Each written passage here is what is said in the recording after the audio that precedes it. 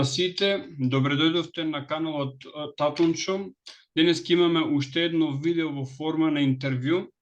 Оние кои што го следат овој канал знаат дека во повеќето видеа јас ја цитирам Библијата како извор и секогаш тоа било од еден секуларен и профан аспект. Никогаш сме немале можност да разговараме со некој кој што Библијата има како начин на живот, односно религиско верување. И за среќа на мојата покана од прва се одзва евангелскиот пастир Филип Иванов.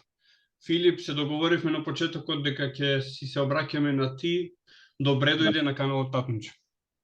Добар те најдов и ти благодарам за поканата. Така, јас и Филип се немаме договарано за прашањата и јас ќе се обидам да бидам што е можно по провокативен во интелектуална смисла, значи не во безобразна смисла, така што за да биде сепак видеото интересно. Вие сте пастир на Евангелска црква која што е дел од корпусот на протестантски цркви, така? Да. Значи Евангелска црква е независна црква, независно црквено тело тука во Македонија, кое припаѓа на таа протестантска традиција или конфесија на христијанството. Така, во контекст на ова, јас сакам малку за историјатот на христијанската црква. Значи, за почеток ги имаме, нели, првите христијански заедници. Потоа во 4-тиот век го имаме Никејскиот собор, каде што христијанството добива една форма како официјална римска религија. И тоа е првото, да речеме, универзално здружување на црквата, бидејќи претходно самите цркви биле мали локални заедници кои што се ширеле, нели, можеби многу пати учењата биле различни, а на Никејскиот собор тоа се кодифицира. Подоцна таа црква во 1054 година ја имаме шизмата, каде што се дели на православна и западно-римска црква. Она што ја знаеме како православна е сепак источно-римска црква, која што подоцна се организира на начин како што е организирана денес. И на крај во 16-тиот век имаме протестантската реформа. И сега да замислиме вака дека некој кој што прв пат слуша за христијанството, која од овие верзии на христијанството би требало да ги одбере како вистинска и точна? Сега, тоа е неблагодарна. Ветив дека ќе бидам провокативен. Да, значи вака, да почнем од каде што ти почна.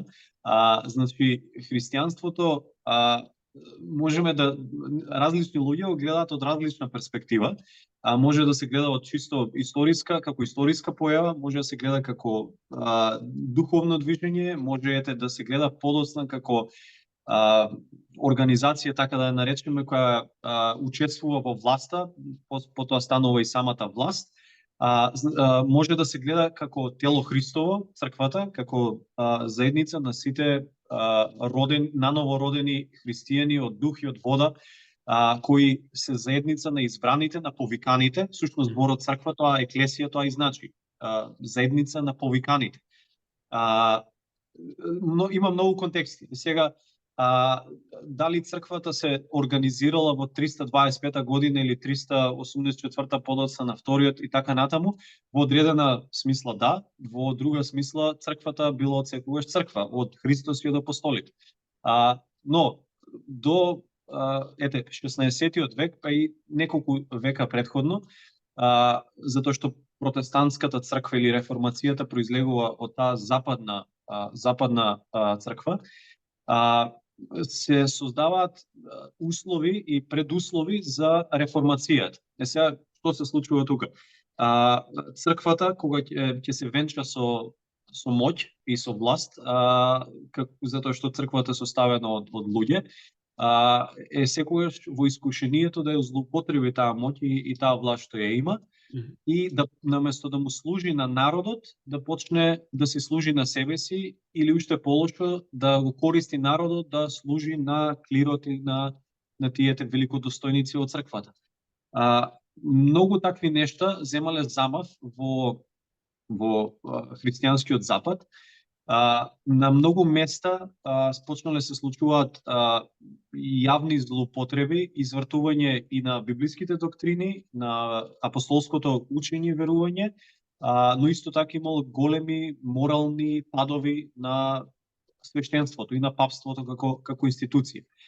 И сега независно едни од други, на различни места, горе-долу во истиот период се појавуваат луѓе кои пред се биле монаси, свештеници, професори по теологија. Значи, тие самите биле дел од црквата како институција, но сите тие почнуваат да ги забележуваат истите падови на црквата и реагираат со цел не да создадат сега нова или паралелна црква, туку реагираат со цел за црквата да се реформира одвнатре. И мотото на реформаторите било ad fontes, да се вратиме на изворите, односно на писмото. Сега на многу места тоа не наишло на добар прием. Ако почнеме од Англија со Џон Виклиф, кој ја превел Библијата на тогашниот англиски и сакал секој човек да може да ја слуша и да ја има Библијата на свој мајчин јазик, бил спален на клада, бил прогласен за еретик и бил спален на клада и заедно со него сите луѓе кои би се нашло делови од писмото преведено на англиски. Потоа Јан Хус и Јероним Прашки во Чешка и Словачка, во денешна Чешка и Словачка, Савонарола во Италија, се јавуваат на такви на многу различни места буквално од Англија, слегувајќи надолу Германија, Швајцарија, Италија, па Чешка и Словачка, Словенија денешна, кои се појавуваат со истото нешто. Дајте да се вратиме назад на изворите, дајте да се реформираме, дајте да се вратиме на изворното христијанско учење на Христос и на апостолите. На многу места, затоа што црквата е толку моќна и буквално ја држи световната власт, ги загушува крваво тие изблици на желба за вистина и за реформа, се до 1517 година. Значи, во 1517-та, она што се смета за официјалниот почеток на протестантската реформација, иако век и половина пред Лутер да го направи тоа што ќе го направи, се случуваат овие процеси низ Европа. Во 1517-та, на 31 октомври, на денот посветен на сите светии, или Хелоуин по-комерцијално и веќе извитоперено, на денот посветен на сите светии, во црквата посветена на сите светии, во градчето Витенберг во Германија, каде што Мартин Лутер бил професор на теологија, монах и свештеник, ги кова тие фамозни 95 тези на портата на катедралата. Тоа не било никаков нешто револуционерно само по себе, туку во тоа време тоа било начин како да се започне јавна дебата, како што денеска го имаме Twitter, Facebook, некои такви платформи.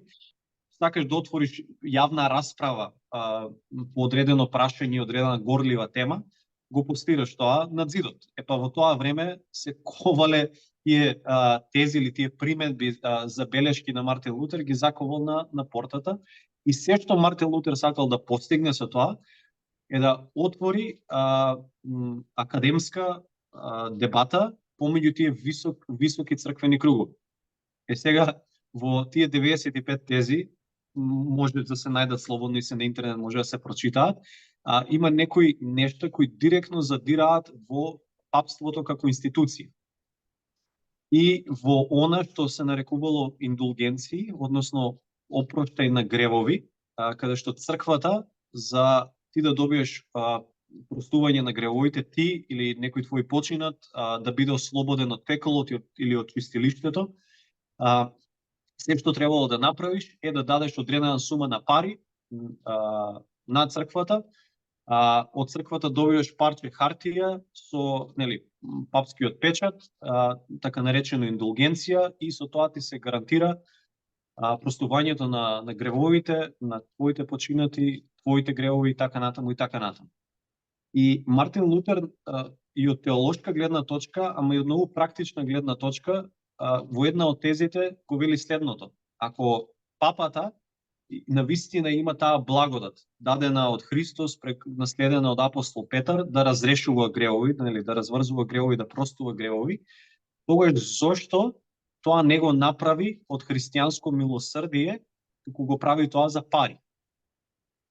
И можеш да замислиш како на сиот пекол избувнал тука, кога главниот начин, еден од главните начини на финансирање на тогашната црква го доведуваш во прашање, од друга страна доведуваш во прашање папската власт да навистина простува гревови и разрешува души од пеколот и од чистилиштето. Така да тука почнува протестантската реформација и само уште ова ќе го кажам, зборот протестант или протестантизам не доаѓа од она сега колоквијално и дури вулгарно на уа, нели, протестираме долу влада против овој или оној, туку тоа е кованица од два латински збора, про тестаре, односно за сведочи. Значи, протестантите биле протестанти затоа што биле таму да засведочат за она што веруваат дека е вистина објавена во животот на Христос и запишаното во Светото писмо. Така да, за тоа биле и за тоа сме денеска протестанти. Така, ти благодарам за овој исцрпен историски бовет. Освен твоите еклезијастички активности, од она што го следам на Facebook, имаш и добротворни активности, и пред да навлеземе во дискусија за деловите од Библијата, кои што јас мислам дека се многу фасцинантни, кратко за твојата добротворна активност која што имате организирано во црквата, значи во што се состои и како луѓе кои што би сакале да помогнат можат да се приклучат на тоа. Така, значи, оваа милосрдна дејност на црквата се започна кога јас бев ракоположен за пастор тука на оваа локална црква во Велес пред 5 години, 5,5 години скоро. И јас од секогаш сакав да верував и се уште верувам дека еден од тие начини на засведочување на вистината и Божјата љубов за секој човек е токму тоа, да го нахраниш гладниот, да го облечеш голиот, да го примиш бездомникот во својот дом, да го згрижиш болниот, да го посетиш и така натаму. И почнавме многу, како кажам, наивно веројатно, ама Господ ја сака веројатно таа вера, наивна и детска вера. Имавме буџет за 5 семејства да ги обезбедиме со пакет храна месечно. И почнавме од таму и со тоа нешто, со 5 пакети храна секој месец, за тие да пораснат 10, 15, 100, да тоа нешто буквално така се разви и се прошири. Значи помагаме семејства кои се социјално загрозени или самохрани родители, многодетни семејства, секој месец со храна. Паралелно со тоа постои народната кујна која обезбедува топли оброци за луѓе кои не можат и тоа да си го дозволат. Не знам, сме изградиле, опремиле 2 сензорни соби за деца со аутизам тука во локални училишта во Велес, различни донации кон болницата, таму детското оделение, неонатологија, помош за луѓе, не знам, за сметки, за огрев, за лекување и така натаму и така натаму. Значи тоа е немаме точна дефиниција што правиме, затоа што потребите се толку, нели, широки и различни, да едноставно функционираме на начинот какви потреба да чуеме, да примиме, да дојде до нас. Го ставаме буквално тоа пред Бога и ако Бог благослови, ако Бог благоволи, да му стави на срце на човек да дојде да помогне, тоа се случува. Значи луѓе дали ќе дојдат тука во црквата, ќе донесат храна или средства, дали некој ќе уплати на сметката на црквата, без разлика, сепак секој знае каде оди тоа што го дал и зашто го дал. Така, за овој разговор би сакал да поразговараме за неколку старозаветни и неколку новозаветни теми, бидејќи оваа книга е предебела за да ја опфатиме во еден разговор од час и половина, колку што од прилика би разговарале, но неколку интересни теми. Например, ако ги земеме старозаветните книги во предвид пред се Мојсеевото петокнижие, што знаеме за Бог од тие книги? Што ни кажуваат тие книги за Бог? Кој е Бог? Што е Бог? Ја студирав теологија со години, со ова нешто. Сега вака, накратко, во петте книги Мојсееви, првата книга Создавање, Бог ни се открива како создател. Значи, првата, втората, третата глава, Бог ни се открива нам како создател на се видливо и невидливо. Дека тој е, Бог е креативниот гений, позади сето создание, позади се што можеме да видиме, искусиме, се што може да истражиме и доправа да истражуваме, и позади сето она што е невидливо, а некако ние сме интуитивно свесни дека тоа е подеднакво реално. Значи, првен Бог се открива како создател, но и уште од првата, втората глава Бог се открива како, нели, заедница на три личности, на Отецот, Синот и Светиот Дух, што, нели, таму не е дефинирано така, но Бог вели ајде да создадеме човек според нашиот лик. Значи, тогаш уште од самиот почеток ни се открива божествена множина, ако така можеме да ја наречеме. Но веднаш од третата глава натаму, откако човекот паѓа во грев, Бог ни се открива како искупител, како некој кој уште од самиот момент зачеток на гревот веќе го има предвидено, замислено, провидено спасението и искупувањето на целото човештво и вклучително и на целото сознание. И Битие, сега вака, нели, во главата поминувам низ Битие па натаму, значи целата сторија, целиот таймлайн на Битие започнува со создавањето, падот во гревот, ветувањето за искупувањето и доаѓањето на Месијата преку жената, нели, како род од жената, за понатаму да ја продолжи таа, како кажам, Божја борба со човекот, и избирањето, нели, искупувањето преку Ное, па потоа Авраам, Исак, Јаков, 12 патријарси, како Бог полека почнувајќи од широко, почнува да го стеснува фокусот на народи, на еден народ, на едно семејство тој народ, и, нели, да може ветувањето да биде уште поконцизно донесено. Давањето на законот преку Мојсей, избавувањето на израелците од Египет, давањето на законот преку Мојсей, сето тоа е само сенка, е само предслика на она што ќе дојде да се исполни, да се оствари во Христос. Така да, правило за мене, барем тоа што јас сум го примил од моите професори по теологија, без разлика што и да читам и каде и да читам во писмото, да го барам Христос таму. И дека Христос е вистинскиот клуч, екзегетски клуч за правилно разбирање и толкување на писмото. Така да Стариот Завет е слика и предслика на Христос, ветување на Христос. Во вашата црква, која верзија на Стариот Завет ја користите како основа за преводите? Мазоретската верзија или Септагинтата? Вака, тука, значи, ако правим увод за тука во Македонија, преводот што го имаме или што се користи во Македонија, на преводот на Библиско здружение, во кој се, нели, сите цркви во Македонија, тој превод, за жал, морам да кажам и да признам дека не е најдобриот превод што можеме и што треба да го имам.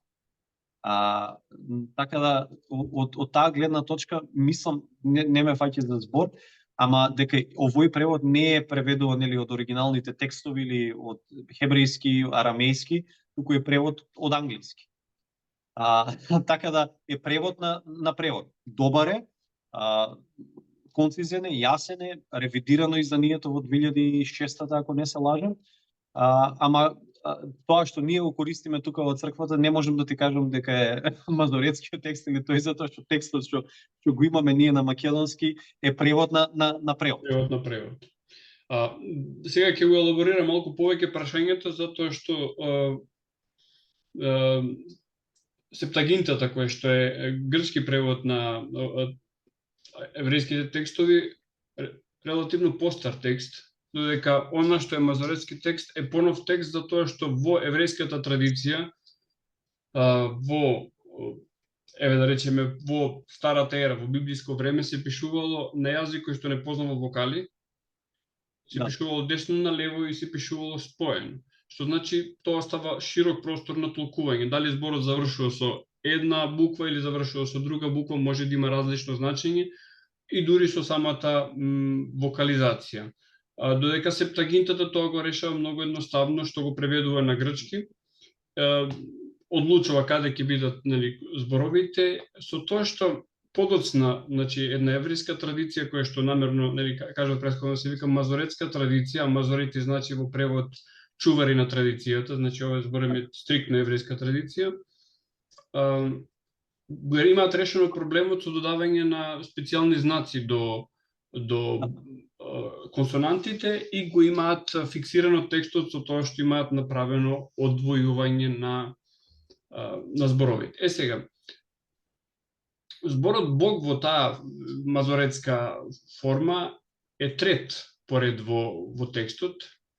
Прв збор е Берешит, Бара, Елохим. Елохим е зборот кој што е одбран за да биде преведен подоцна во Септагинтата како Теос и сето тоа доаѓа во сите наши преводи како Бог.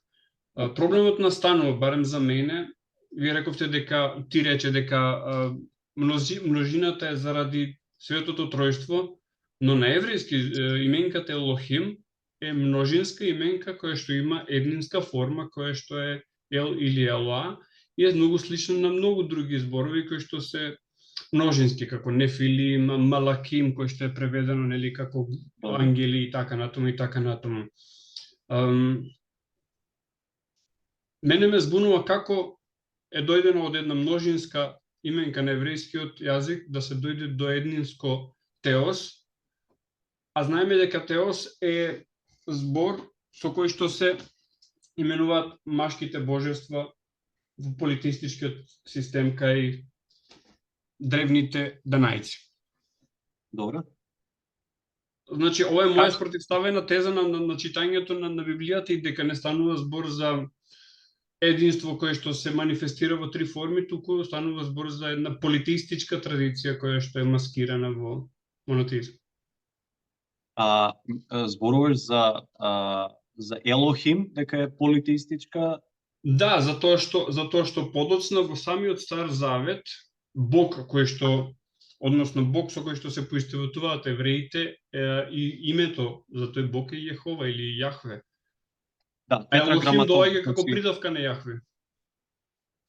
Вака, не, значи и во Стариот Завет го имаме на повеќе места како Бог самиот се објавува на луѓето.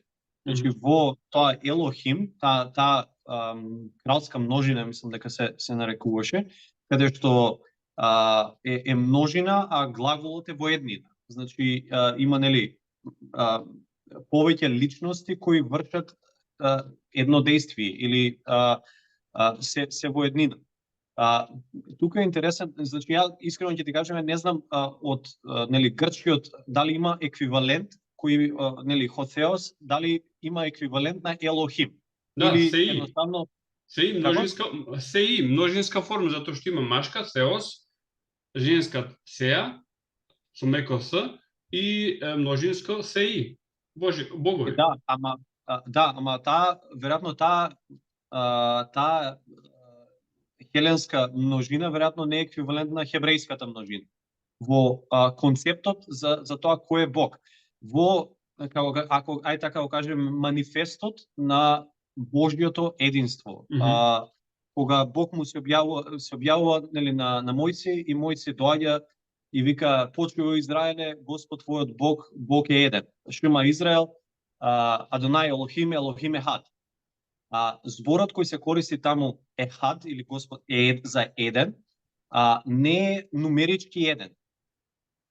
Туку тој истиот збор се користи уште на неколку места да означува повеќе личности во едно. Значи се користи кога мажот и жената ќе станат едно тело, нели, во бракот, и се користи на уште едно место кога се вели дека, нели, израелската армија кога застана против одреден непријател, сите застанаа како еден човек. Значи, тој концепт, дури во самата декларација, во самиот манифест, дека почуј о Израеле, Господ твојот Бог е еден, ако Мојсей сакал да го искористи, нели, нумерички еден, да се каже сингуларитет, монад, дека Бог е монадичен Бог, имало збор за еден и постои, нели, нумерички збор за бројот еден. Так. Но во самиот тој момент се објавува дека Бог е еден во таа гледна, нели, во таа смисла или во таа гледна точка, но исто така дека е единство на повеќе личности. И сега, зошто грчкиот го користи, нели, Θεос, а не множината, ја искрено никогаш од таа смисла не сум го истражувал, затоа што дури кога грчкиот го користи за Бог, во новозаветно барем, имајќи го откровението на Исус Христос и, нели, на Синот Божи, на Светиот Дух, потоа секогаш кога се зборува за Бог, се зборува Бог, Отецот на нашиот Господ Исус Христос. Значи веќе дали е потребно и дали мора или треба да се стави во таа форма кога веќе го имаме потполното откровение, барем, нели, тоа го веруваме како христијани, дали е тоа потребно? Не знам. Искрено не знам. Каков пристап треба да имаме во читањето на Библијата? Буквален или алегориски? Вака. Во Библијата, значи, како збир од 66 книги или, нели, 77 ако се земат дефтероканонските, во католичката има и нешто повеќе, но основните 66 за кои се согласуваме сите, и католици, православни и протестанти, во тие 66 книги, Библијата всушност библиотека од тие 6 книги, има различни жанрови. И тоа што јас им го велам на луѓе кои за прв пат го читаат писмото или почнуваат да разбираат што сака писмото да каже, дека секој жанр што го има таму треба да го читаме како таков. Значи, 5 книги Мојсееви, законот на Мојсей, го читаме како таков. Не можеме од закон со одредби, уредби и прописи кои бил даден за израелците, да сега ние тежнееме да создадеме теократија како во времето на Мојсей. Значи, го читаме како закон даден за израелците. Законот го читаме како закон. Историските книги ги читаме како историски книги. Книгите на поезија ги читаме како книги на поезија. Псалмите, пословиците, песните ги читаме како такви. Пророчките книги ги читаме како пророчки книги. Евангелијата ги читаме како евангелие и ги толкуваме како такви. Единствената историска книга, така речено во Новиот Завет, е книгата Дела на апостолите. Посланијата ги читаме како посланија, значи како писма насочени од апостол Павле или кој да е писател од Петар, Јован, Јуда до таа и таа група на луѓе. Апокалиптичните книги, значи во Новиот Завет пророчки или апокалиптична книга е секако Откровението на Јован, го читаме како таков. Оно што луѓе, христијани и теолози утнуваат е кога земаат апокалиптична книга или пророчка книга со сите тие богати символизми да ја читаат како историја. Или историјата ја читаат како поезија, или поезијата ја читаат како закон. И тука настануваат секакви нешта. Историски гледано имало школи на мисла, нели, раните црковни отци кои тежнееле кон алегориско толкување на текстот и оние кои тежнееле кон буквалистичко толкување на текстот. Но сепак и за едните и за другите, тоа што го кажав на почетокот, клучот за разбирање и толкување на текстот е самиот Христос. Просто правило што јас сум го дал на многу луѓе. Кога го читам текстот, не се прашувам што текстот сака мене да ми каже, што текстот сака да каже за светските текови извинувања моментално, или што сака да каже за историјата пред 100, 200, 500 години, туку вистинското, според мене, духовно читање, што овој текст открива за личноста, природата на Христос и неговата волја за нас. Така да, треба да се пристапи буквалистички на тоа што буквално ни е дадено во писмото како такво и алегориски на оно што ни е дадено алегориски. И сега, уметноста на секој проповедник е да може и во било кој текст да го земе, да може да го најде Христос таму, да го пренесе тоа што било кажано за тие луѓе тогаш и таму, да го пренесе денеска, значи да направи екзегеза на текстот, херменевтика на текстот и да го донесе денеска, што денеска текстот значи за нас.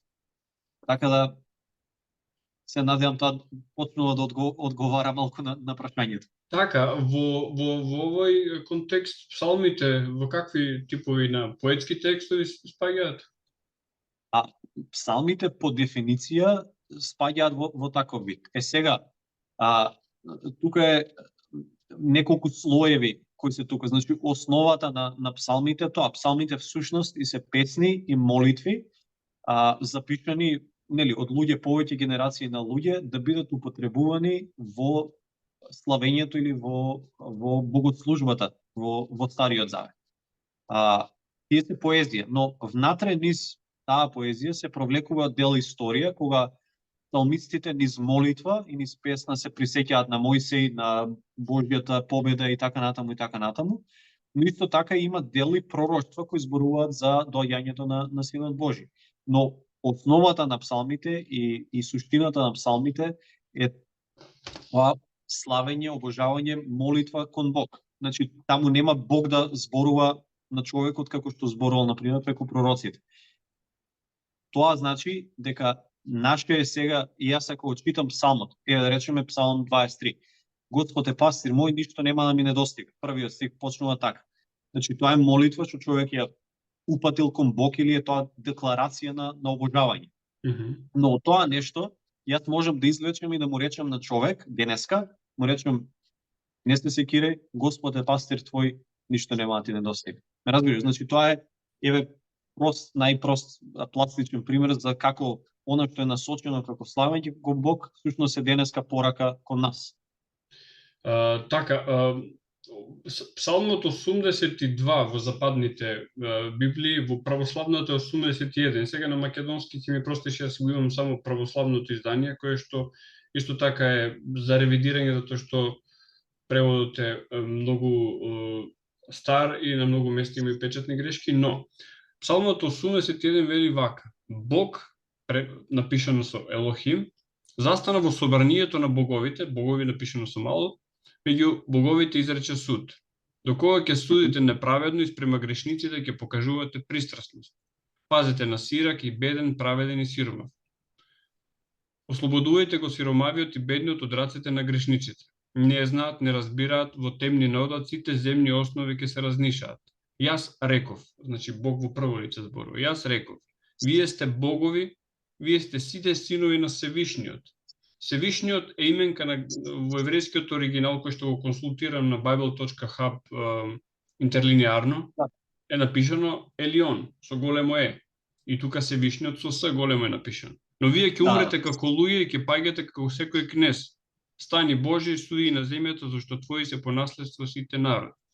И сега нова, значи, смртност на тие богови на кои што им се обраќа Бог, и вели вие сте синови на Севишниот. Севишниот како некој трет ентитет.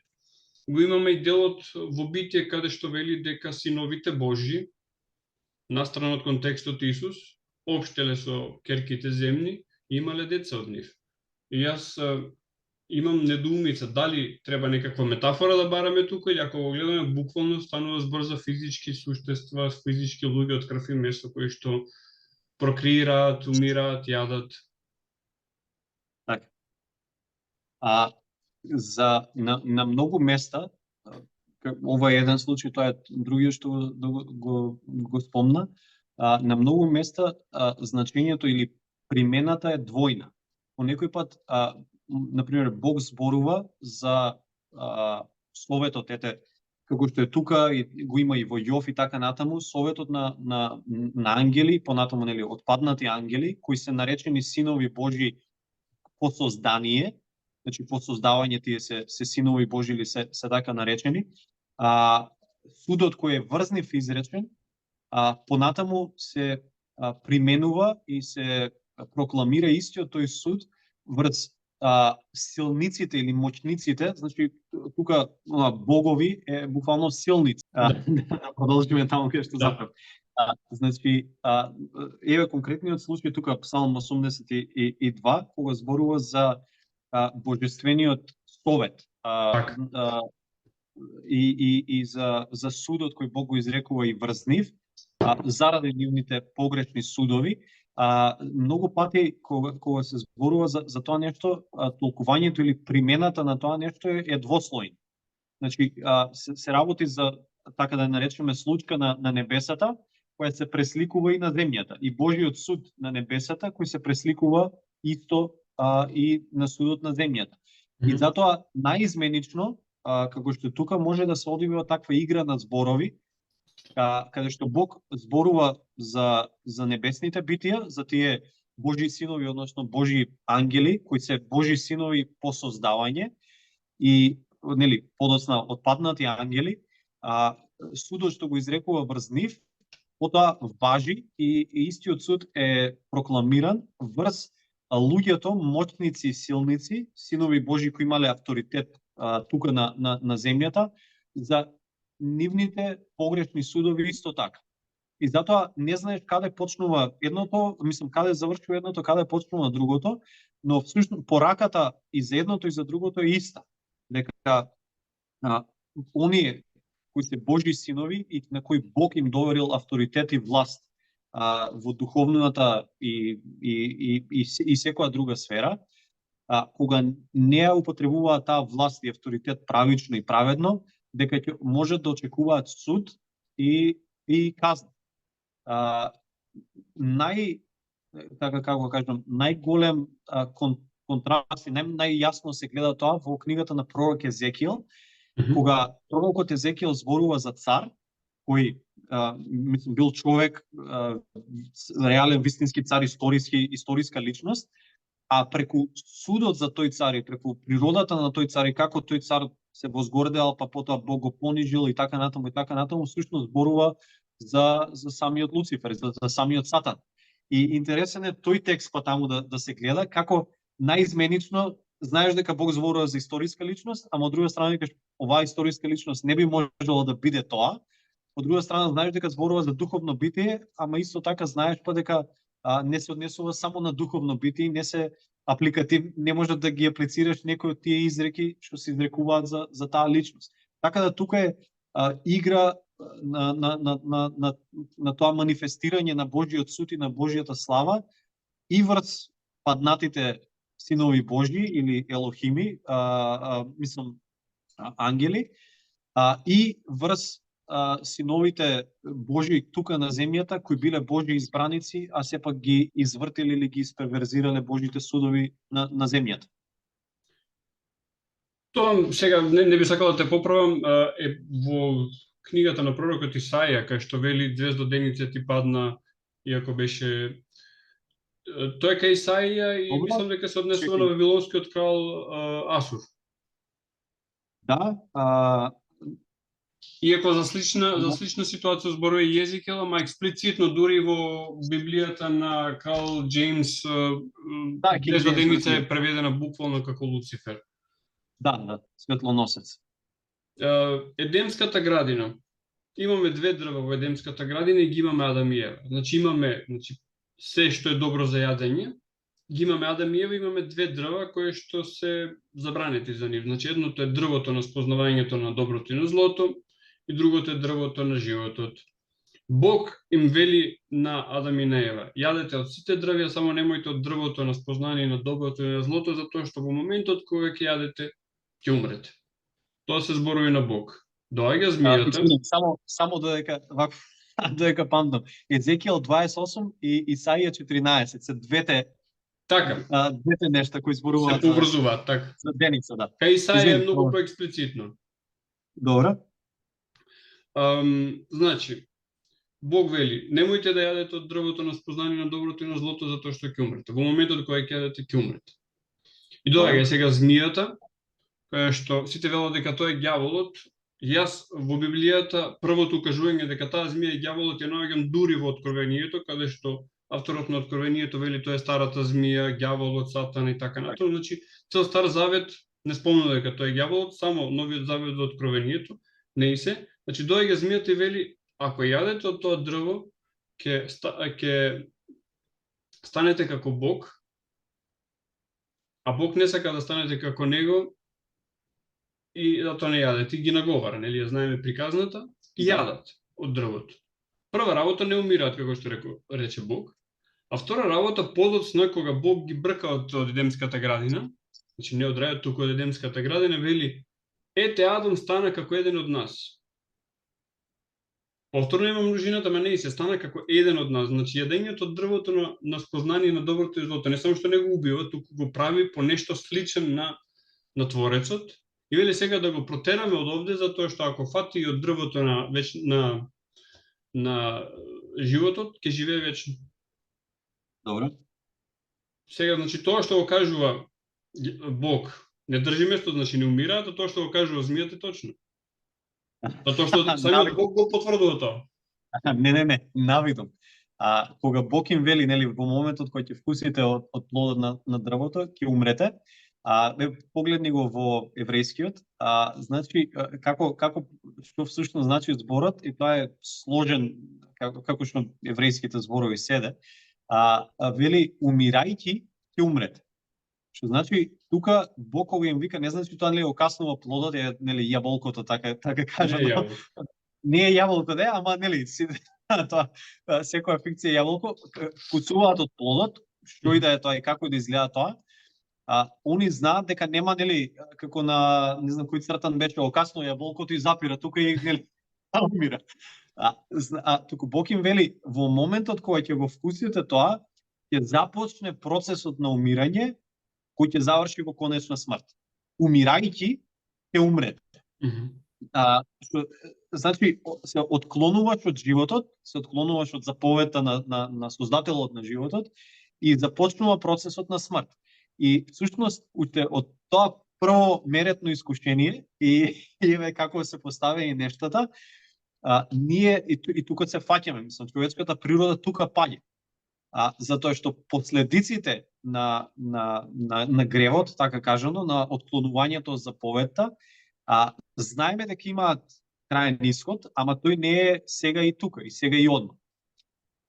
Од друга страна, плодот, да го наречеме, од паѓањето во грев, има ефект сега, кој нели навидум го надвичува и го надминува ефектот од самиот грев што подоцна би следел. И тука е уствари целата измама и целата лукавост на змијата. Затоа што и тие знаат, и тој знае дека тие нема да доживеат инстант смрт. Но ќе доживеат инстант буст, да речеме, на познавање на доброто и на злото, нешто што Бог не моло да го задржи од нив за секогаш. Причината и целата наратива позади тоа нешто е да човекот се стекне со тоа што Бог го има за него, но да се стекне на начинот на кој Бог го има за него. Ако ме разбираш што сакам да кажам. Да. Значи, дрвото на познание на доброто и злото, Бог никогаш не моло да го задржи, мислам, не моло да го задржи од нив довек. Но како човекот би требало да прима од Бог е нели преку понизност, преку послушност. Затоа и кога Христос доаѓа да го откупи Адам или да го искупи на падот на Адам, во искушението кое Сатаната доаѓа нели да му го даде, тие трите искушенија кои доаѓа му ги даде, едно од тие искушенија е баш тоа. Слушај, зошто да се мачиш во послушност, понизност, смрт на крст и така натаму, кога се што ти треба да направиш за да го имаш тоа што Бог ти го ветил, е да ми се поклониш мен. И тука Христос нели го одбива тоа искушение и Христос го покажува патот до обожувањето. Значи, обожувањето е една голема тема, посебно во источно православната црква, или теосис, за како човекот да стане по благодат она што Христос е по природа. Значи, Христос по природа е Бог и божествен, како сега ние, по Божјата благодат која ни се дава преку Христос, да ние станеме богови, нели, со мало б. Ама патот е патот на Христос, а не е патот на Адам кој гледаме како заврши. Така. Барем делумно. Значи, моje да ги поставам провокативните прашања, не е моje да се спротивставувам на твоите одговори. Јасно, јасно. И затоа Слободно го и правиме ова интервју. Да. Епизодата Содом и Гомора. Значи, ги имаме двата грешни градови, каде што нели живее семејството на Лот, и сега се наумува Господ Бог, односно на еврејски Јахве Елохим, да ги уништува Содома и Гомора, зема со себе двајца ангели, оди по пат и по пат го сретнува Аврам. И сега, во оваа епизода гледаме малце за ангелите е употребен терминот Малаким, патем во Стариот Завет. Значи, доаѓаат кај Аврам и целите со прашина од пустината, уморни се, треба да се мијат, треба да одмараат, треба да јадат. Малце чудно. Тоа е првата работа. И втората работа е кога одат веќе двајцата ангели во Содома и Гомора, одат кај Лот, нели? Го има сцената каде што населението од Содома сака да ги силува, не успеваат затоа што имаат некаква моќ со која што ги ослепуваат. И на крајот на криштата, значи кога се уништуваат овие два града, го има моментот, нели, жената на Лот се врти назад и се претвара во сол и остануваат Лот со двете керки. Крајот на приказната е многу бизарен според мене, затоа што сме уништиле два града полни со грешници, за да приказната заврши со еден бизарен греф како што е инцестот. Двете керки го пиенуваат Лот и заради прокреација и продолжување на лозата, нели, бидејќи мајката останата позади нив, прават вакво едно дело. Значи, каков е овој морал тука? Значи, прво од природата на Бог и двајцата ангели кои што ги имаат сите оние човечки карактеристики, и на крајот моралот на приказното со Лот и керките. Библијата е многу непристрасна книга. Во смисла, не ги гланца нештата. Нештата известува за нештата такви какви што биле. И тука е главниот момент на соблазна кај многу луѓе. Нели, тоа е прашањето е сосема на место. Ама кој ќе ме праша човек, ама зошто е, значи има икс такви примери со царот Давид, нели, со чуми, со 300 чуда што се случуваат, и на крај нема очигледно фајде од тоа нешто. И викам, тоа е приказ на Божјото најдобро настојување и на човековото очигледно паѓање одново и одново. Зошто? Првен моментот на двајцата ангели. Значи, секој пат кога ангели Божји, гласници Божји доаѓаат да посетат луѓе со одредена порака, со одредена мисија, со одредена цел, тие секој пат, не секој пат, во најголем дел од случаевите, доаѓаат како други луѓе, нели, со таа небесна слава или светлина скриена, за да можат да го пренесат тоа што го има, за човекот да може да го прими. Значи, и тоа јадење, и тоа, нели, што викаш, прашање и тие нешта, тоа се едноставно Божјо снисходење кон нас како луѓе. Затоа што ако дојде и Бог или ангелите во полната слава на небесата, човек веројатно би умрел. Мислам, неверојатно, сигурно би умрел од тој призор и од манифестацијата на таа сила и слава. Значи, прво тоа е едно нешто, кога Бог доаѓа, или ангелите кога доаѓаат со задршка, така да кажам. И со снисходење кон човекот и состојбата на човек. Значи, не е поентата човеков да умре од препад, туку да може да му се пренесе таа порака како што треба и да се заврши мисијата. И сега, кога се зборува за Содом и Гомора, не знам дали знаеш што е гревот на Содом и Гомора, зошто уствари се Бог одлучува на таков чекор, кај што веќе нема покаяние за нив, и покрај Лотовото сведоштво за праведноста и така натаму, тие неќе да чујат за покаяние. Што мислиш, кој е гревот на Содом и Гомора, заради кои се уништени? Онака јас како што ја читам Библијата значи сменуваат лојалноста, значи одбираат други, да речеме, други богови. Онака јас како што ја читам, значи не е Содомија како што повеќето мислат, туку е алијансата или како велиме, сојузот со други богови. Така, ама Содом и Гомора никогаш не биле во завет со Јахве. Така. Така да они точно имале можност да се приклонат кон верата на Лот, да речеме, но не го направиле тоа. И Авраам, патем речено, во тоа време бил познат, силен, моќен човек, прочуен човек во околината и тоа стои.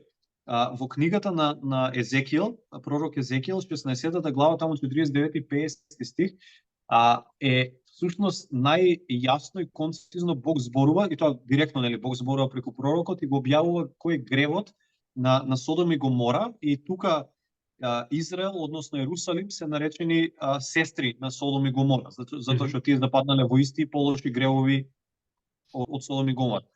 А тоа нешто е, вика, вие бевте арогантни или возгордеани, презаситени и незагрижени, и ги запоставивте и ги заборавивте сиромашните и бедните. Не спомнува, содомија, хомосексуалци, силување и така натаму, иако тоа било, како кажам, симптом веројатно на ова што вистински се случувало во нив. Сепак Бог во гордоста и во угнетувањето на сиромасите го лоцира гревот на Содом и Гомора. И сега, кога Бог после тоа време дадено за покаяние се одлучува на тој чекор да го направи, кога го избавува Лот, има една парадигма што се провлекува низ целото писмо и до ден денешен. Многу е полесно да го извлечеш грешникот од грешната средина, отколку гревот од грешникот да го извлечеш.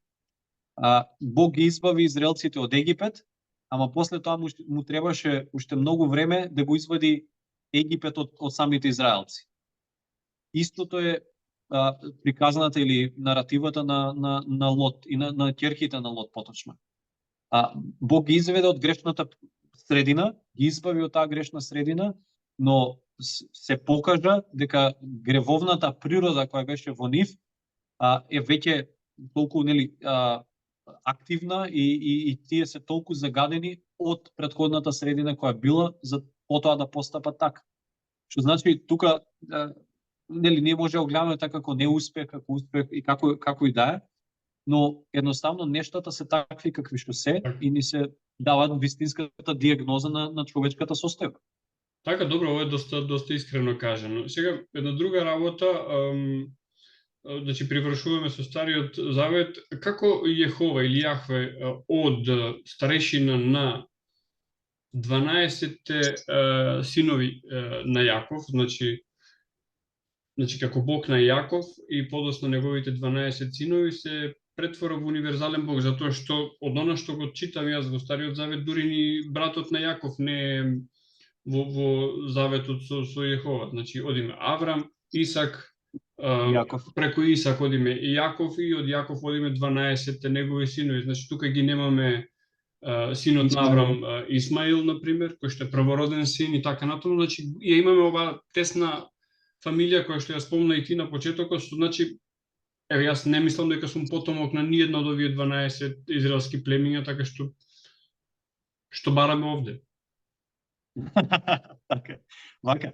Мораме да се вратиме на моментот зошто Бог го повика и го избра Авраам. Тоа е Битие 12 глава, ако не се лажам. Бог го повикува Авраам за да го благослови и да го направи благослов на сите народи. Во смислот, Бог му се објавува на Авраам за преку Авраам да се објави на сите други народи. И избирањето на Авраам, Исак, Јаков, 12 патријарси, од кои доаѓаат после 12 племиња на Израел, всушност Израел како нација, како народ, чиј татко е Авраам, требаше да биде носител на Божјата... Јаков е татко на Израел. Добро, значи, тие се нивните праотци, така ги нарекуваат. Авраам, Исак, Јаков, 12 и Израел како народ. Мисијата нивна беше да тие бидат носителите на Божјата слава и Божјото познание на сите народи и на сиот свет. Бог никогаш не се ограничи во неговата намера кон целиот свет, значи кон универзалност. Но Бог избра садови преку кои ќе се објави на целиот свет. Значи, најклучно, најсуштински тука е дека Бог го избара родословието преку кој ќе дојде Месијата.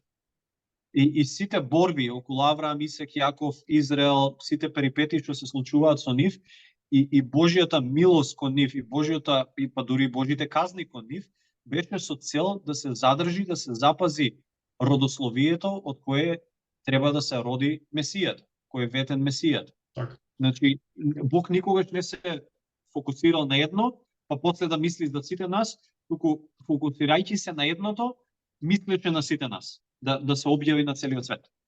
Добро, сега следува можеби најпровокативното прашање кое што го имам подготвено. Значи во поново време ги имаме оние толкување на Деникен, Сичин, Ханкок за тоа дека во Стариот, а јас би додал тоа дека и во Новиот Завет имаме представа на вонземјани, а не на духовен Бог, и најспоменувана и најцитирана книга во овој дел е книгата на пророкот Језекил, значи описот на неговата визија. Многу ми ја толкуваат како видение на некакво летало, кое што има сите тие описи, значи тркала, Да, тркала во тркала, така со различни ликови, значи твојот коментар на тоа, твоето мислење, доста е популарно. Јас искрено не сум чул некои од тие толкувања, мислам конкретни тврдења, конкретни толкувања на конкретни текстови, но во суштина, како го кажам, за многу луѓе е тоа нешто. И за мене. Значи ја викам, ако и тоа нели го имаат енглези и американци, го имаат тоа нешто, нели, ако мука како крава, ако има 4 нозе, ако има виме, ако има црно-бело, ако има рогови, веројатно е крава. Може да е и нешто друго, ама веројатно е крава. Ме разбираш? И сега секој поаѓа од својот светоглед.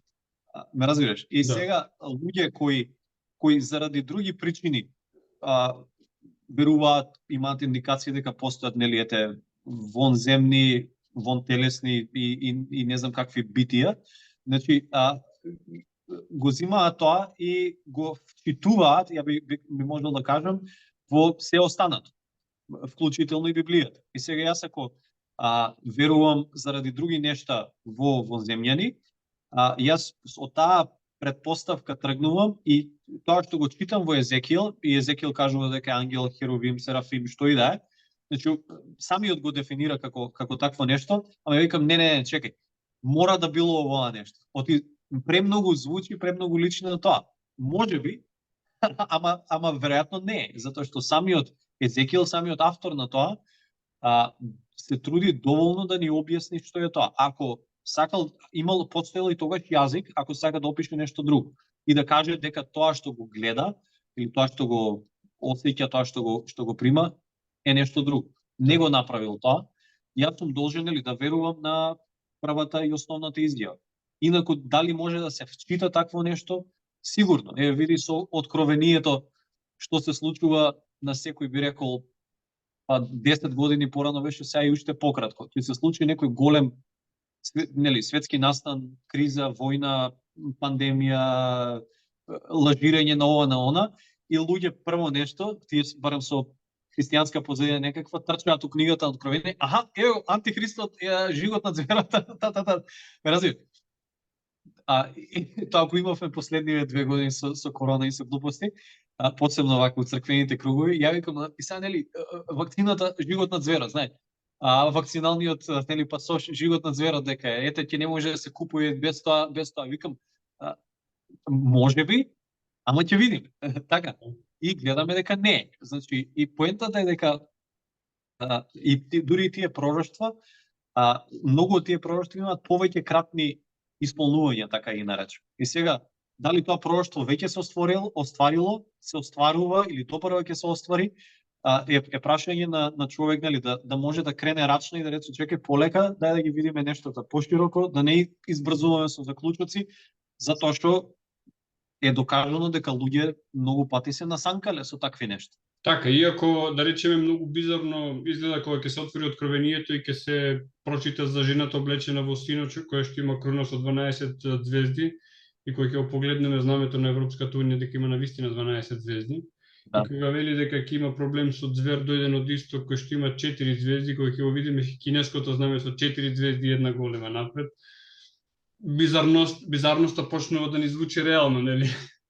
Јас се сложувам. Значи има тука за одредени титули на папата, Викариус Филидеј, па нивната нумеричка вредност, па дека излегуваш 666, па така натаму. Значи ја викам, видете, има многу поклопувања, ама за да кажам ова е онаа главното поклопување дека тоа е тоа, викам не можеме да си дозволиме туку така да се избрзаме, да се излетаме. Затоа што ќе кажам, секоја генерација, еве сега начнавме антихрист, вака, така, сите нешта, ја верувам дека секоја генерација си има свој антихрист, така кажам. Дека секоја генерација ги има тие нешта. Сега дали ние сме таа генерација, дали тој антихрист е тој антихрист, дали тоа, тој лажен пророк е тој главниот лажен пророк, тука се бара предпазливост и мудрост на крајот на криштата. Така, значи веќе одиме кон Новиот Завет, не сакајќи почнавме од Откровението, иако сакам јас да најдеме спојката. И спојката некако доаѓа од Исаија 7, глава 7, стих 14, каде што е најдено ветувањето за Месијата, ама ѓаволот е во деталите и пишува дека ќе се нарече Емануел. И после тоа го имаме Лука, глава 1, стих 31, кај што вели доаѓа ангелот и вели ќе окрстиш Исус. Што правиме тука? Како да ги помириме овие две разидувања? Во која смисла разидување? Па сега не знам, ангелот веројатно заборавил што ветелка Исаија или Немој во Новиот Завет. Не, во Новиот Завет го има Емануел. Во Матеј, сега ќе само треба да видам. Да, вели е ветено дека ќе се вика Емануел, зашто не се вика Емануел, тоа ми е зборот. За така, ја мислам викаш дека воопшто го нема. Не. Зошто не се вика Емануел, зошто се вика Исус? Затоа што како имаме икс примери во Стариот Завет и во еврејската култура каде што луѓе имаа повеќе имиња со повеќе значење. Некои од нив се надополнуваа едни со други, некои од нив го истиснуваа едното со другото, како на пример за Израел, за Јаков и Израел, нели? Да. Јаков значи снаодлив, да речеме, преваран измамник, а Израел принц Божи. Значи го имаш тоа истиснување. Аврам и Авраам. Сега за некој, како што е случајот на Христос, едното со другото се дополнува. Емануел, Бог со нас, е името дадено по ветување, како Божјо ветување за Марија, за Богородица и за сите родови после неа, вклучително и ние. Но името Исус ја дефинира, така речено, ја дефинира личноста на Исус, нели? Бог е моје спасение. Така да едното со другото не се истиснуваат, не се заменуваат. Всушност Христос самиот има многу имиња, како и Бог, нели, тие кованиците што се со Ел, нели, Ел Шадај, Ел Олам,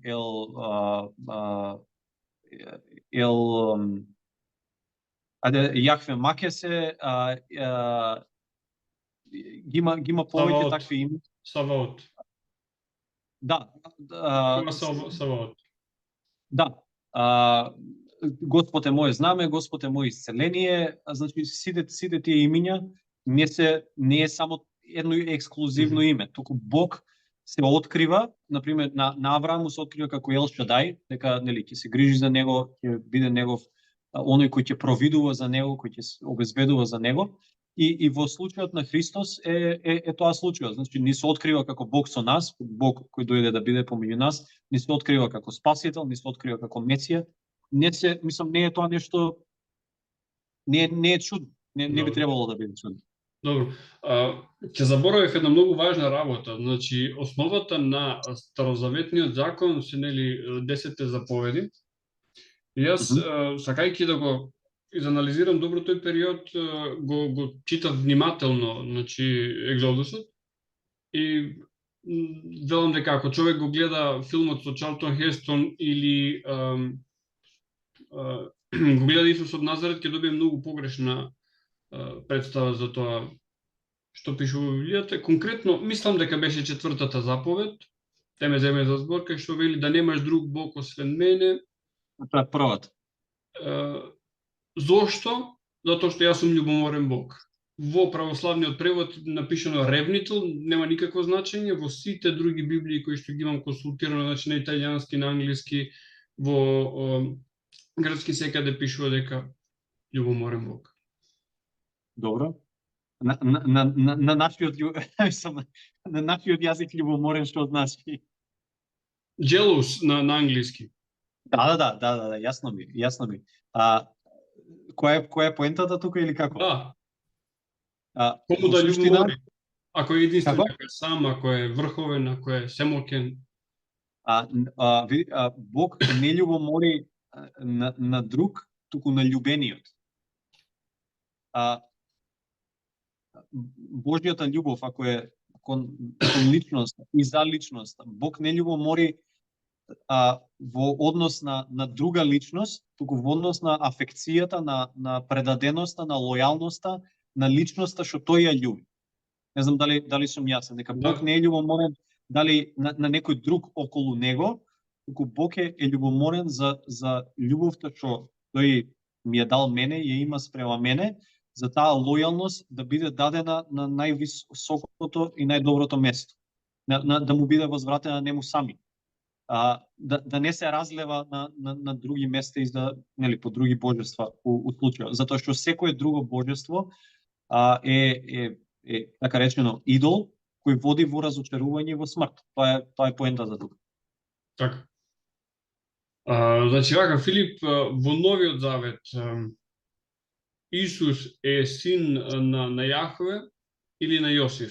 Значи дали е Јешуа бен Јозеф или е Исус Христос кој што има едно поинако значење. Сега зошто го поставам прашањево? Затоа што во Евангелието по Матеј е даден јасен родослов, она за кое што зборувавме претходно, и се нагласува дека нели Исус потекнува од лозата на Јуда, од истата таа лоза се нели Соломон и Давид, и во самите Евангелија многу често му се обраќаат и со сине Давидов.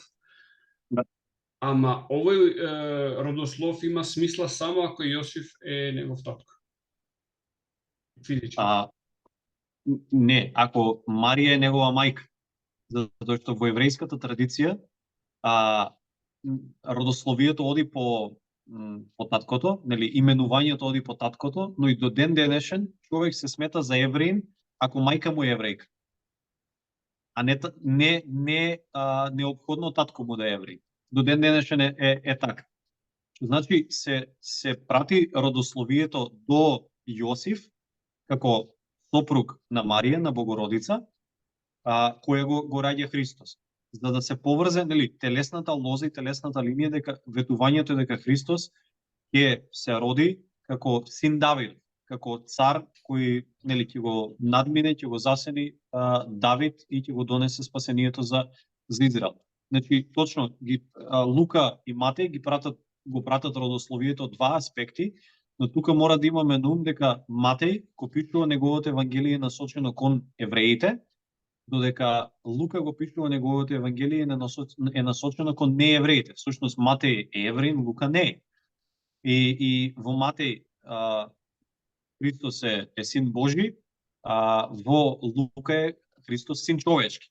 Тоа едното со другото се преклопуваат и се синоними едно со друго, ама мораме нели да имаме на ум публиката за која е пишувано тоа евангелие. И нели контекстот како тие го поимаат тоа што Матеј го кажува, како другите го поимаат тоа што Лука го кажува. Значи првично како е напишано и за која публика е напишано. А подоцна нели нормално дека и евреите го читаат Лука и неевреите го читаат Матеј. Така, иако кај Матеј го има моментот каде што му се поставува прашањето на Исус, дали си син Божи, тој никогаш не дава потврден одговор, а секогаш за себе вели синот човечки, никогаш не вели синот Божи. Тука е цаката. Тука е финтата. Ако ти текнува во Матеј беше кога го прашуваат нели на судењето. дали си ти, нели, те заколнувам, кажи дали си ти тој. И он како одговара? Вика, нели, вистина велам, ќе го видите синот човечки како доаѓа на облаците во слава. Така? И тука зборува за син човечки. Всушност, и мислам, евреите многу добро разбираат што он кажа, и затоа вика готово, чувме од неговата уста, рацмете го, богохули, така. А Исус не рече син Божи тук. Сега, и многу луѓе викаат, ама Исус рече син човечки, не рече син Божи. Зошто овој одговор? Христос всушност алудира и го цитира пророштвото и видението што го има Даниел, пророкот Даниел. Каде што го има, нели, Бог Отецот или Јахве и до него неговиот син кој ќе владее, царува над народите, ќе им суди на живите и на мртвите. На кој му се народите ќе дојдат, ќе му принесат иста чест, слава и величие како што му се придава на Јахве. Кога Исус го цитираше тоа кога вика син човечки, како доаѓа на облаците со слава, тие веднаш знае дека Исус не зборува јас сум само човек, знае, само пророк, па нели, не сум тој што ви кажале дека тврдам дека сум, туку тој баш им потврди и тоа им потврди многу јасно и многу концизно го дефинираше што значи тоа. Оти сите луѓе во тоа време беа синови Божи. Ако си чедо на Авраам, Мојсей, ти си дел од народот на Израел, ти си Бен Адам, син на Адам, но исто така ти си син Божи. Но кога Исус рече син човечки, зборуваше за Даниел, каде што многу е јасно дефинирано дека не е просто Бен Адам, син на Адам, син човечки како сите нас, туку е синот човечки кој седи одесно на Отецот, им суди на народите и има чест и слава иста како на Отецот. Така да Исус беше многу јасен дека тоа е тој. Така. Ритуалот на крстевањето, сега не знам дали го практикувате во вашата црква, денеска се практикува оно што го практикува Јован, значи крстевање со вода. Иако Јован Крстител, иако самиот Јован Крстител вели тој што иде по мене ќе крштава со оган и свет дух. Нити во Евангелието, нити подоцна, нити во било која традиција немаме крштевање со свет дух и со оган, и јас имам мала недоумица што значи тоа крштевање со свет дух и оган. Добро. Значи вака, оно што е христијанското крштевање е различно од крштевањето на Јован. И тука мора да се направи дистинкција, затоа што дури и во Новиот Завет имаме примери во дела на апостолите, каде што луѓе беа крстени со Јовановото крштение, но беа подоцна крстени во името на Отецот, Синот и Светиот Дух. Крштевањето на Јован беше тоа ритуал, значи крштевањето прво и основно не беше нешто ново. Во смисла Јован кога излезе на религиозната сцена во Израел и почна да крштева луѓе, не правеше нешто што луѓе немаа видено до тогаш. Значи ритуалното измивање или подронување во вода постоеше многу пред Јован. И тоа беше припрема или подготовка за Божјо делување или Божјо дејствување. Кога Јован ги крштева луѓето, ги крштева затоа што доаѓа Месијата и треба да бидат очистени и да бидат спремни за доаѓањето на Месијата. Значи тоа е крштевањето на Јован за доаѓањето на Месијата. Додека крштевањето во Христос или по Христос во името на Отецот и Синот и Светиот Дух е всушност поистоветување со Христос во неговата смрт и во неговото воскресение. Како што човек бива потопен под водата, се погребува со Христос, како што излегува од водата, е воскреснат со Христос за нов живот. Го соблекува стариот човек или старата природа, се облекува во Христос во новата природа и за нов живот. Значи тоа е разликата прво и основно измеѓу едното и другото крштевање. Исус во Матеј 28 глава ја дава заповедта на апостолите, вели одете, проповедете го евангелието по целиот свет, правете ученици од сите народи, крштевајќи ги во името на Отецот, Синот, Светиот Дух и пренесете им, заповедајте им да чуваат се што сум ви заповедал вас. Значи тоа е посланието на Исус.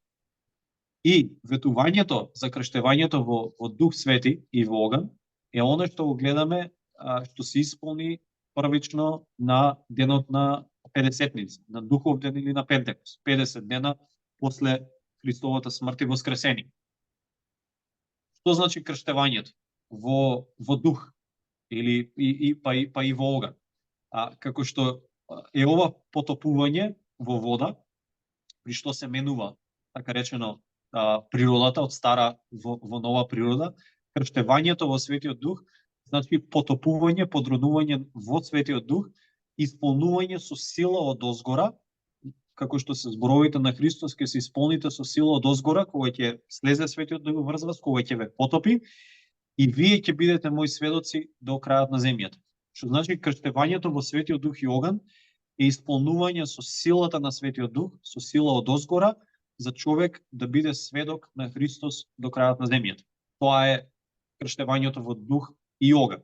И зборам сега за мојата конфесија или мојата деноминација, ние се уште веруваме дека човек што се крстил се во вода, потоа се моли и го очекува и го прима крштевањето во Дух Свети и оган, што донесува очистување, што донесува сила од озгора за да му служи на Христос, да му служи на ближниот.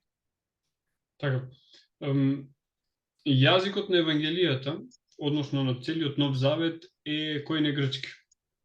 А знаеме дека говорен јазик на Исус и апостолите бил арамејскиот. Добре. Тука јас наоѓам разидување во значењето Месија и Христос не се иста работа, затоа што така евреите во еврејската традиција Месија значи политички лидер, спасител, избавувач од римското робство. Претходно од вавилонското, подоцна од римското. Додека Христос, онака како што е представен преку грчкиот збор Христос, значи спасител во духовна смисла. Па не, мислам, добро. Зошто имаме тука, значи, на една таква еврејско-арамејска традиција имаме текст кој што е од А до Ш целиот на грчки? Вака, зборот Месија или Христос, старозаветно барем, а се пренесува тоа и во Новиот Завет, значи помазаник, Божји помазаник.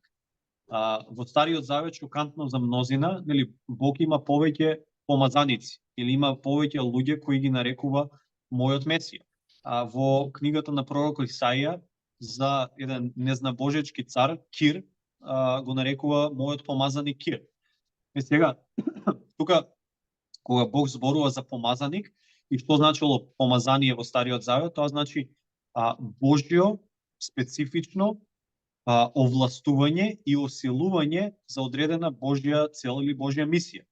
Пророците, царевите и свештениците беа помазувани во Стариот Завет, секој, мислам, сите од нив различно за специфична мисија, цел и добиваа специфично овластување за тоа.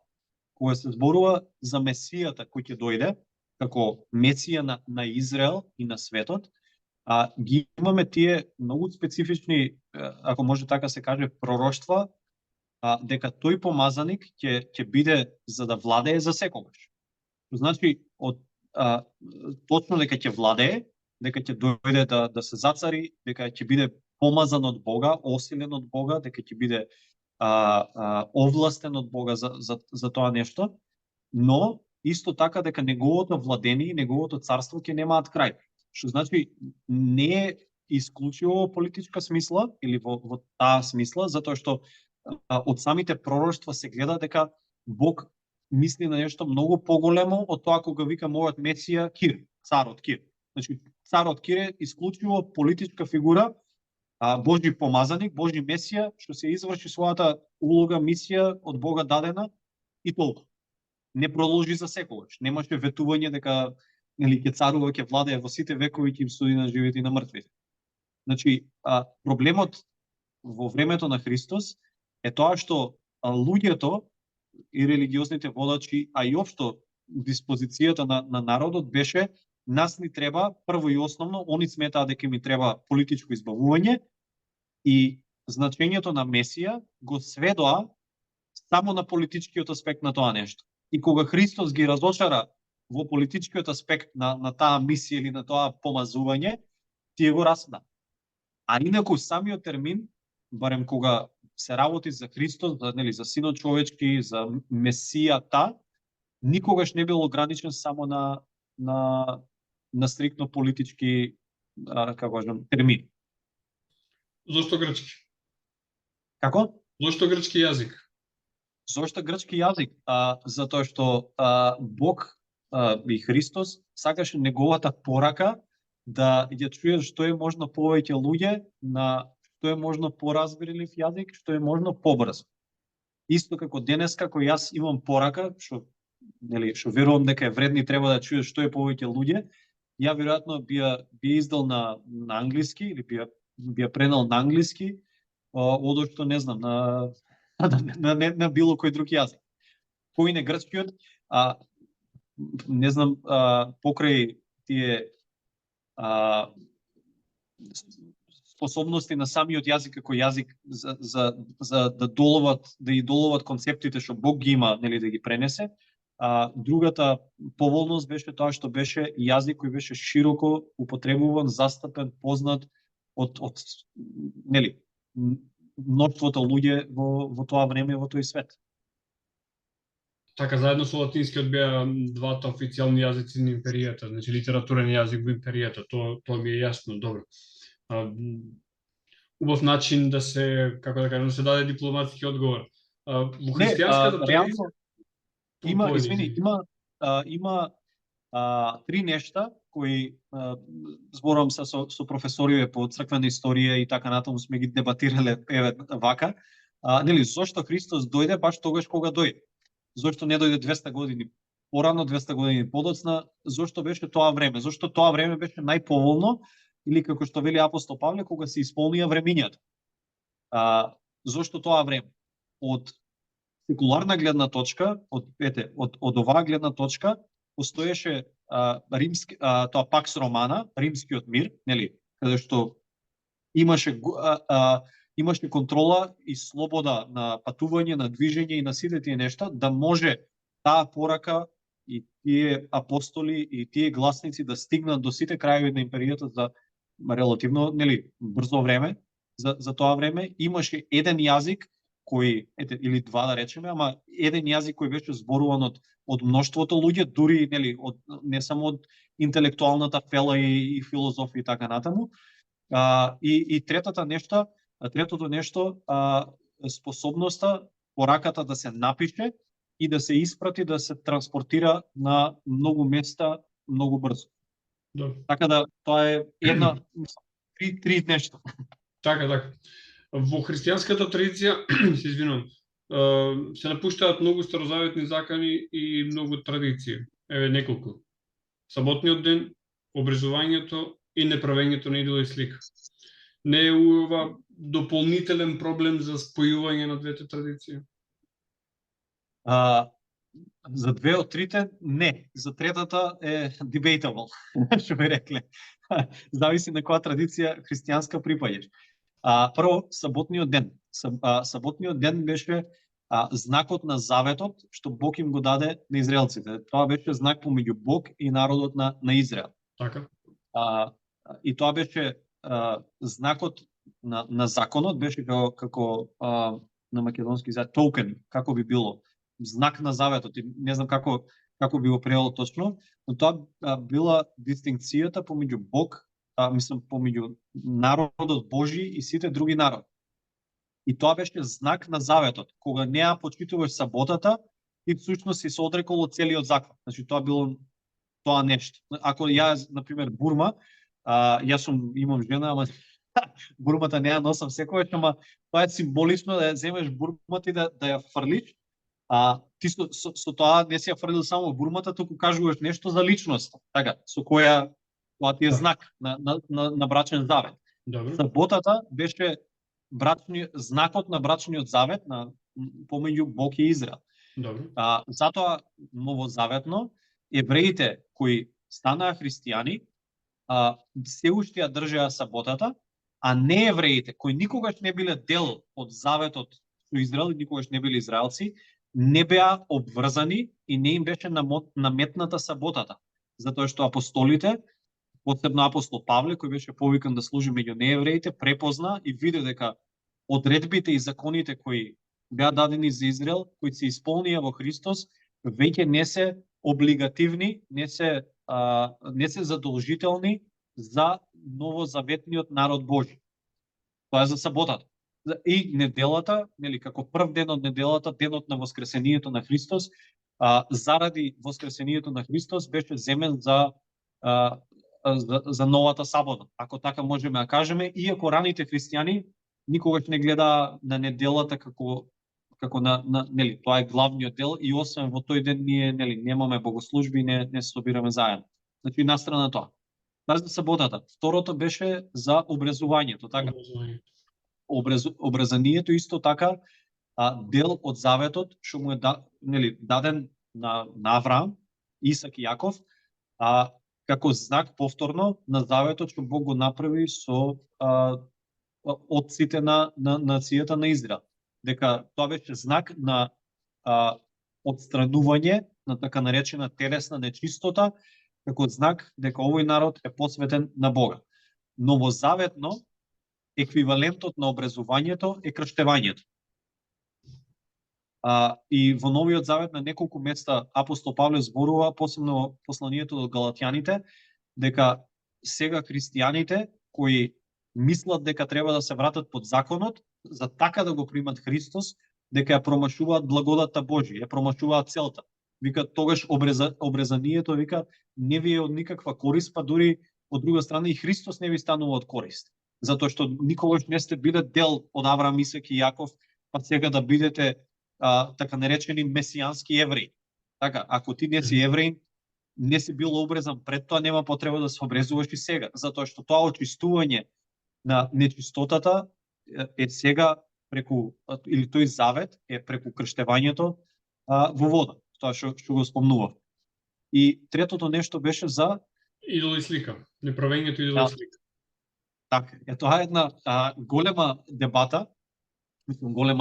Не имало црквени собори, различни христијански традиции на различни начини се справиле, се носат и го прават тоа. Ја нема да зборувам тука во име ниту на католиците во поглед на статуи, ниту на православните во оглед по прашањето на иконите, но дури во Стариот Завет кога се дава таа заповед, во Старозаветниот храм или скинијата на Мојсија, шаторот на Мојсија, па потоа на Давид, па Соломоновиот храм, имало представено или изобразено ликови на небесни битија, нели херувимите на ковчегот на заветот, од страните на зидовите и на тие завеси имало изобразено ликови на небесни битија, на плодови и така натаму и така натаму. Што значи во суштина човек не може да го изобрази Бог. И идолопоклонството е кога човек се клања или се поклонува или обожава било што друго освен Бог. Тие слики кои или тие херувими кои Бог ги заповеда да бидат таму, се само представа на и символична представа на тоа што Бог сака да го пренеси, да го каже на луѓето во тоа време. Во Новиот Завет, мислам, новозаветно,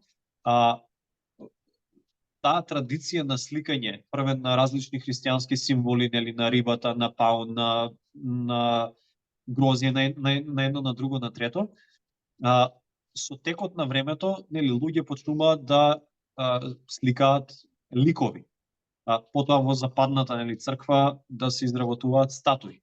И сега, ја ќе го кажам тоа од моја гледна точка како протестант. Значи, ние, тука позади мене е богослужбената просторија или сала што користиме, ние немаме слики, икони, статуи и не користиме такви нешта. Има протестантски цркви, катедрали, каде што има витражи изобразени, нели, светители, сцени од животот на Исус, од Евангелието и така натаму. Во суштина, секоја работа има своја употреба и своја злоупотреба. Тие нешта може да бидат Библија во слики, или пак тие нешта може да бидат предмет на обожување.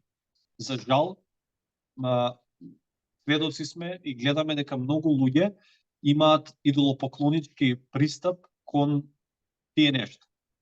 И веројатно како реакција на таа злоупотреба на тие представи, на тие слики, на што и да, во голем дел од протестантскиот свет не се изобразуваат и не се користат представи на ликови, сцени, слики од Евангелијата, животот на светители на кој да е. Дали директно се крши Божјата заповед кога тоа нешто се прави, ако се представува Бог, да, затоа што Бог, нели, пишува никој никогаш не го видел, не може да го види, живее во непристапна светлина и така натаму, значи Бог Отецот не може да биде представен. Нели, тврдењето е дека Христос бил во тело и може да се изобрази, затоа што, нели, бил виден, допрен, чуен и така натаму. Но поентата за мене, или барем моето прашање тука, што со тоа? Ако ти сметаш дека ликот кој е изобразен на дрво, на камен или на било што и да е, дека тој има посредничка улога помеѓу тебе и Христос, тогаш си промашил. Затоа што Духот посредува помеѓу мене и Христос, Христос посредува помеѓу нас и Отецот. Во таа смисла, ниту една слика на што и да е, на дрво, на камен, на стакло, на што и да е, во било која конфесија, не може да биде посредник или да биде предмет кој ме носи или ме доближува до Бога, така кажем. Така,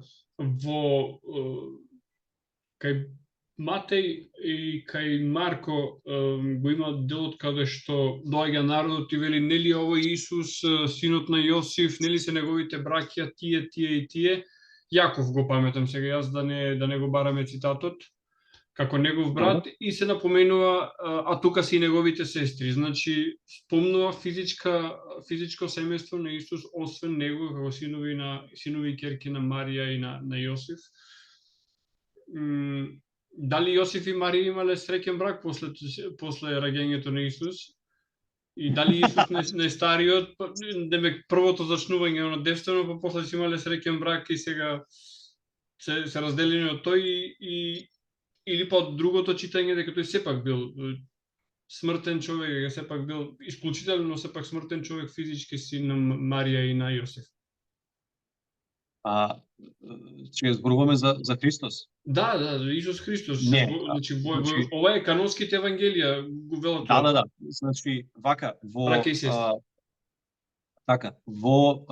има две традиции на мисла.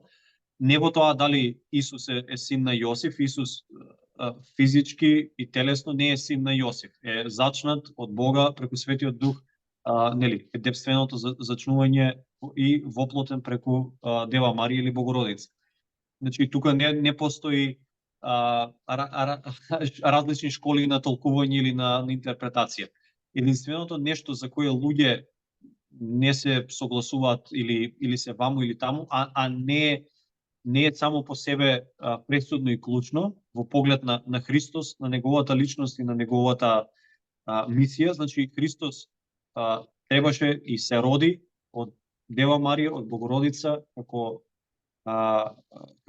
нејзин првороден, ветен од Бога, зачнат преку Светиот Дух, ветен преку и најавен преку ангел.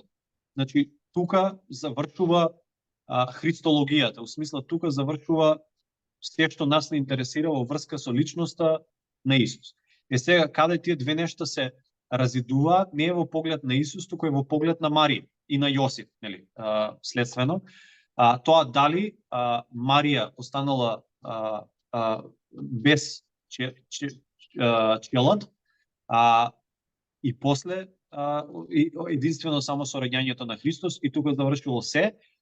А овие деца кои се спомнуваат како браќа и сестри на Исус, се деца од претходниот брак на Јосиф, кој подоцна ја зема Марија како вдовец и така натаму, или пак се деца кои тој ги има со Марија откако таа го раѓа Христос.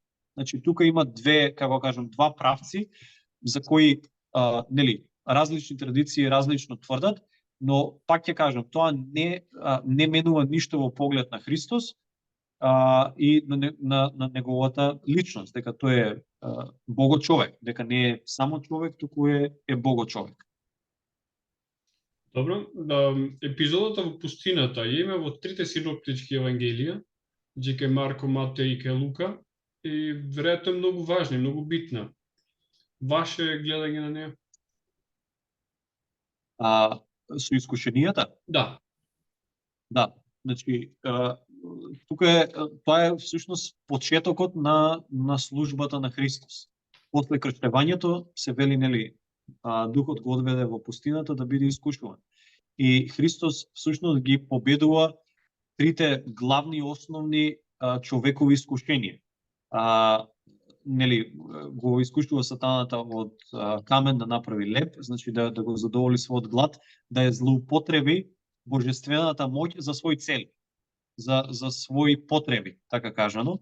Значи тоа што му е дадено, да тој го употреби за својата цел, но Христос, интересното во тие три нешта, во тие одговори на Исус секој пат вели напишано е и возвраќа со она што е пишано во писмото. Дури самиот Христос, кога се спротиставува на искушенијата, не се спротиставува со авторитетот на својата личност и на себе си, туку со авторитетот на Божиот збор, што за нас треба да значи нешто. Нели, кој место треба да го има Божиот збор во нашите животи? Потоа се вели, и само точно да го му вели нели да го качува на храмот и вели скокни тука, од тука ангели ќе те запазат и нели сите ќе знаат дека ти си тој што си. Оти нели е пишано, дури он цитира од псалмите, дека ангел ќе ја зачува твојата нога да не се сопнеш на камен или да не се удриш на камен. Значи тука да се искуша Бога. Искушението тука е да се предизвика Божијата верност. Ако може да се вратиме назад на Адам и на Ева, да всушност се доведува Божијата добра намера и Божијата верност кон нас во прашање. Во смисла, испробаја Божијата верност, скокни, види дали ќе те спаси. Така, значи тоа е второто човечко искушение или човечкиот сомнеш, дали Бог на вистина ќе ме спаси, дали Бог на вистина ме љуби, дали Бог на вистина го мисли тоа што го ветил спрема мене. Така. Но Христос одговора, напишано исто така, не искушувај го Господ твојот Бог. И третото искушение, не знам дали кажувам редоследно, ама без разлика. Третото искушение вели, нели, го качува на висока гора, му ги покажува сите земни царства и вели поклони ми се и сите овие тебе ќе ти припаднат. Тоа е тоа што кажавме на почетокот, искушението да се примат и да се добијат нешта кои Бог сака да ни ги даде, но не на Божиот начин што тој сака да го потреби за тоа нешто. Тоа е нели послушност, понизност, смрт и воскресение во случајот на Христос. И Христос тука се спротиставува со тоа, напишано нели на Господ твојот Бог ќе му се поклонуваш и само нему ќе му служиш. Така да тие се вклучени во трите евангелија, затоа што било кој искушение што денеска јас ти било кој друг можеме да го имаме, веројатно може да го категоризираме во едно од тие три нешта. Така. Сега воскресението, бидејќи важен момент, ако не и најважен за христијанството, во сите евангелија е потрошено многу малку мастило за него. Значи е потрошено многу мастило за настаните пред него или што доведуваат до него, дел и за настаните што се после него, но за самото воскресение оставено е како на фантазијата на читателот. Сега зборувам за 4 канонски евангелии, затоа провокативно ќе го цитирам апокривното евангелие по Петар, каде што буквално е запишано: влегуваат двајца во гробот, го отвараат гробот, излегуваат тројца и се качуваат нагоре по скалите. Кон што се качуваат, нема да коментираме за тоа што ќе отвориме широка тема, но фактот дека некој физички влегува во гробот, го вади од гробот, се вели дека тој третиот е свиснат на другите, значи изнемоштен, и дека заминуваат, и дека всушност единственото место каде што наоѓам опис јас на така нареченото воскресение ова во едно апокривно евангелие. Зошто мислиш дека го нема тоа во евангелијата? Матеј, Марко, Лука и Јован. Значи таму самиот чин го нема. Го има моментот откривање на празниот гроб. Самиот чин како се случува воскресението го нема. Никаков опис нема. добро, од таа гледна точка, смисла како Христос станува или Да. за такво нешто правиме Да, збор. да. Така. А, вака, се случуваат, интересен е извештајот за тие нешта, и зошто всушност таа, како кажам, тоа неизвестување е всушност показател за веродостојноста на самото воскресение. Ако видиме првен кој Бог бира да бидат првите сведоци за тоа нешто, дека тоа се жените кои доаѓаат нели да го оплакуваат Исус и да го облеат неговото тело со нели мириси и така натаму, мироносици, со миро да го прелеат телото на Христос, затоа што немале време тоа да го направат во петокот према саботата. Прво и основно, ако сакаш во тоа време барем, ако сакаш да даеш сведоштво и некој да ти верува за тоа нешто, тоа треба да биде маж. Сведоштвото и зборот на жената се чал у тоа време не вредел воопшто и жената не можела да биде сметана за веродостоен сведок во било кој случај. Самиот факт што Евангелијата пишува дека првите кои го засведочиле празниот гроб и кои го пренесуваат тоа на апостолите за они самите да го проверат тоа дека се жените, самата таа скандалозност дека жените се гласници е всушност показател за веродостојност, затоа што ако некој сака да го фабрикува воскресението и тоа нешто, прво и основно не бираш жени за таа работа, оти на жените секако не им веруваат. Така, камоли па жени што можат лесно да бидат уценети, заплашени, да признаат. Значи, прво и основно, од таа гледна точка, таа неверојатност и тоа отсуство на друг опис е всушност показател на веродостојност. Зборуваме од историска гледна точка зошто тоа би било така. Так. Второ нешто, кога доаѓаат Петар и Јован до гробот, понатаму нели кога дознаваат и другите, кога го гледаат празниот гроб, ќе беше проблем ако само го видеа празниот гроб и не го видеа Христос потоа. Но Лука известува дека 40 дена после денот на воскресението Христос им се објавуваше на апостолите заедно со нив, јадеше, пиеше, ги поучуваше и така натаму и така натаму.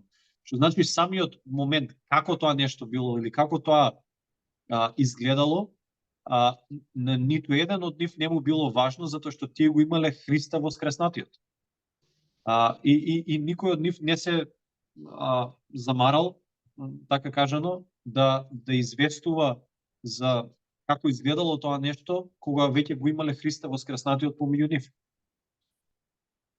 Така, имаме уште две кратки прашања и имаме уште 3 минути, дали ќе успееме да ги сместиме во 3 минути? Ајде да видиме. Значи, кој е автор на христијанската црква? Значи, кој е прататко на христијанската црква? Исус, Павле или Константин? Христос е главата Христос е главата на црквата. Таа е родена на денот на Пентекост, на Педесетница, кога Светиот Дух слегува врз 12 апостоли и сите кои биле собрани во горната одеја да се молат по заповед на Христос. Така, значи, Павле и Константин, иако за ширењето на црквата знаеме дека Павле извршил најсилно влијание, а не од 12 избрани, и Константин кој што ја прави официјална црква во Римското царство, значи нивите улоги се веројатно споредни. Да, не, па ќе кажам, значи, да, апостол Павле, пишува, нели, по големиот дел од Новиот Завет го пишува тој, тој е апостолот на незнабожците, односно надворот од Израел, на тие незнабожечки народи или во Новиот Завет наречени елините или сиот свет надвор од Израел во тоа време. Значи, тој дефинитивно ги воспоставува црквените заедници и основа цркви, каде да оди, црковни заедници. Константин има улога, нели, за првен го прави христијанството дозволена религија, за подоцна тек да го направи официјална религија, но сепак од библиска гледна точка и што е црквата по библиска дефиниција и по тоа што го читаме таму, Христос е зачетникот на црквата, на новозаветниот народ Божи. Така, твоја порака за крај. Моја порака за крај. Ништо, јас ти благодарам за ова време, не знам и колку време помина и не го осетив времето дека помина, така ти благодарам за провокативните и добри прашања и стварно фантастичен домаќин си за тоа нешто.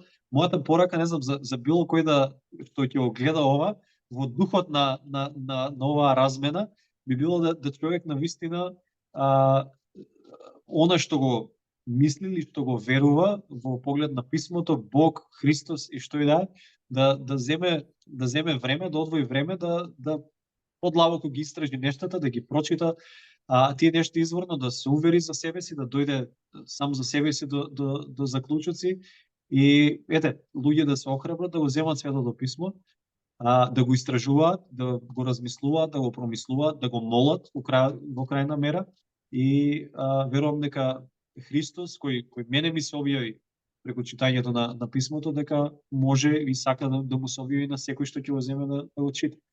Така да фала ти уште еднаш, ти благодарам од се срце. Ти благодарам и на тебе што прифати да бидеш гостин и се гледаме во некоја наредна прилика. Сигурно. Секој добро. Поздрав.